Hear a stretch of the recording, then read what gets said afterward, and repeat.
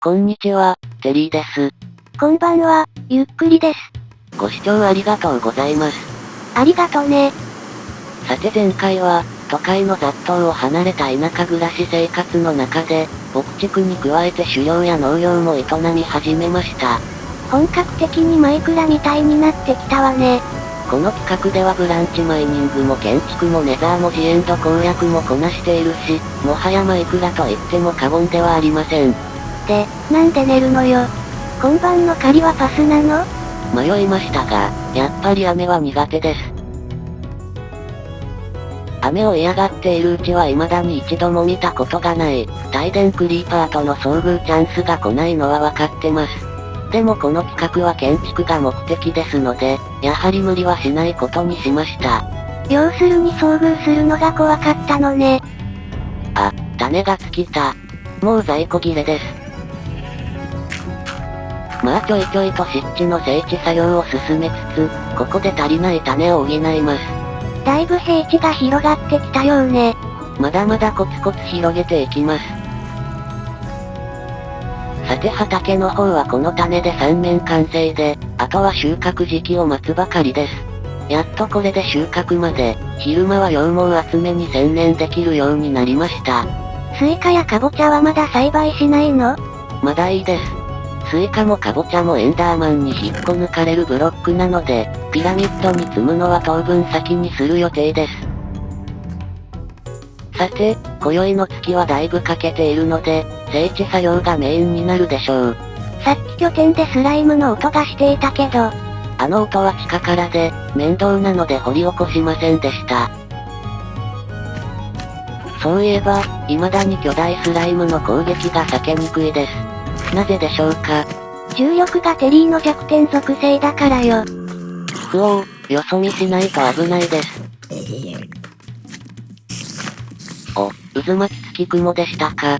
プレイ後にウィキで調べたところ、ステータス効果付きの雲は4パターン、今のは攻撃力上昇付きだったようです。まあ雲の攻撃力ではたかが知れているわね。それにしてもスライムだるいです。負傷ポーションを使ったら楽にまとめて倒せそうですが、ドロップが目的ですので剣で仕留めないとならないんです。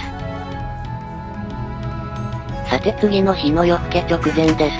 現時点のドロップ品のブロック換算は、スライムブロックが40個、TNT が15個となっています。赤い羊毛は14スタックまであと少しとなりました。ちゃんと整理して並べなさいよ。ちょっと手間を惜しんでいます。で、粘土の集まり具合もまずまずです。さて、今宵は田舎暮らし初の新月です。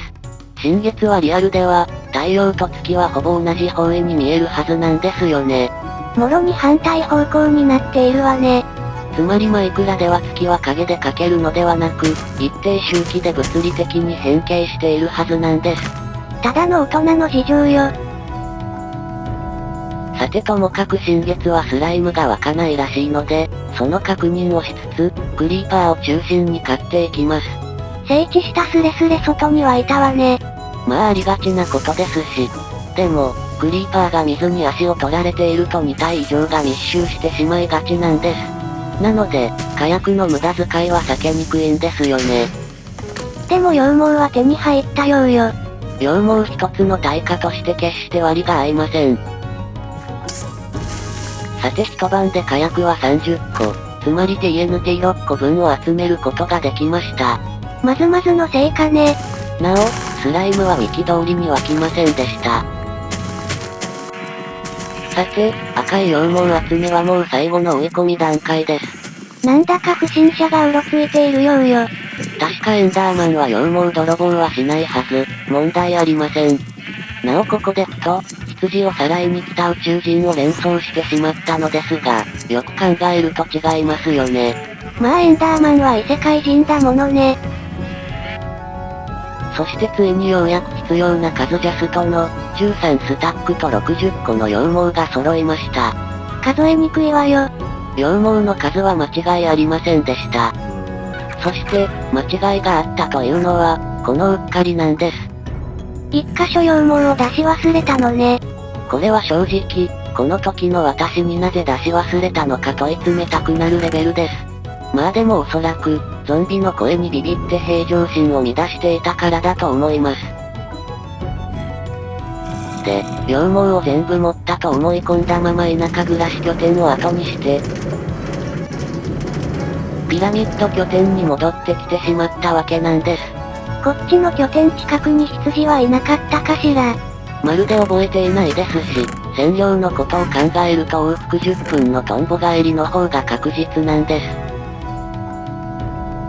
そして1分後、持ってきた赤い羊毛の数を勘定して、そしてもう一度エンダーチェストを覗き込み、インベントリ内をマウスでぐるっと。ここでようやく現実を認識できたのね。気分転換が必要になりました。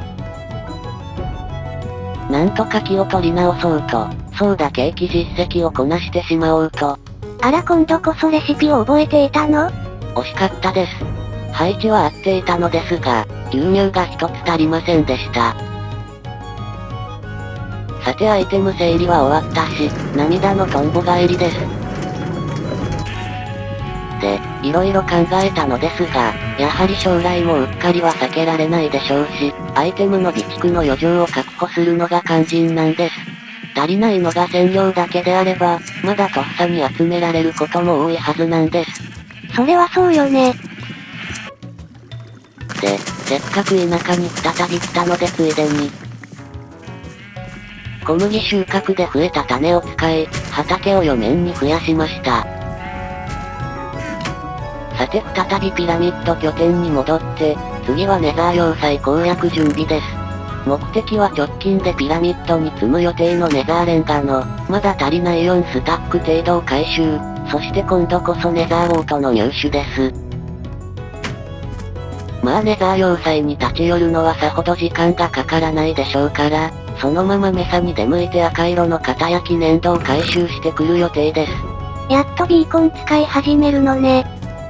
さてと、なんでしょうかこれ。開いた口が塞がらないんですけど。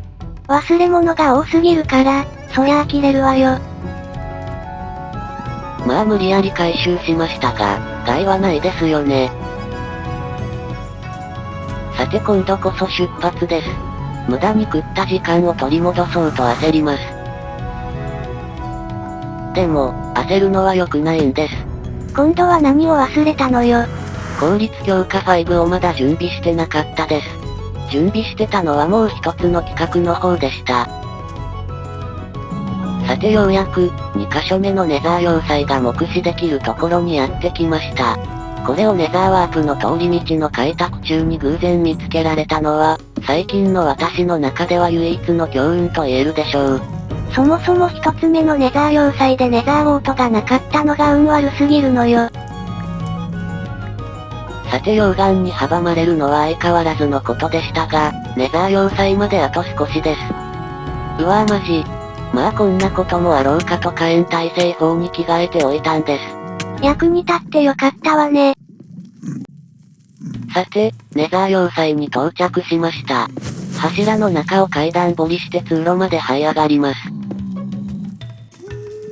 そして突入から6分で、この溶岩の手前までは探索し終わりました。ひょっとしてネザーウォート探しに苦戦してるの？そして十字路周囲までは綺麗にし、溶岩の向こうは後回しにして探索続行します。こういう時って溶岩の向こうが正解ルートなのよね。さて、溶岩の向こう以外はくまなく探索し終わりました。でもあの溶岩の脇を通るのは嫌で、せっかくここに屋根付き通路の屋根が見えているので、直で降りて行ってみます。こういうこまめな安全確保は意外と重要だったりします。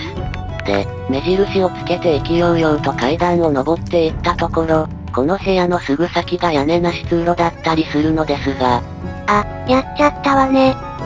世の中には、2種類のネザー要塞があるんです。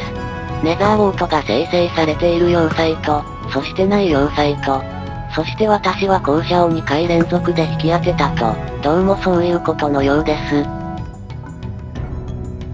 さて、この後30分ほどプレイを進めているのですが、色々あったので今回はここまでです。次回は今度こそ目覚まで行って、そして久々に建築に取り掛かりたいと思っています。どうでもいいけど何かが起こっているようだけど。怒っているというより怒られています。何もしていないのに。では、次回も頑張っていきます。それではまたね。バイバイ。